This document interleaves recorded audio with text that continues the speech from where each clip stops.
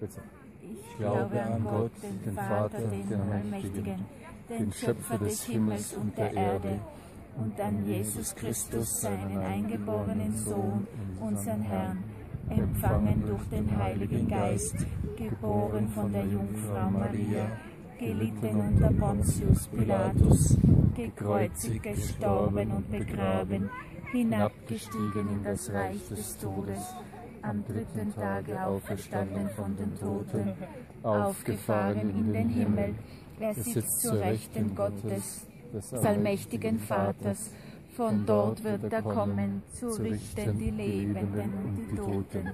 Ich glaube an den Heiligen Geist, die heilige katholische Kirche, Gemeinschaft der Heiligen, Vergebung der Sünden, Auferstehung der Toten und das ewige Leben. Amen.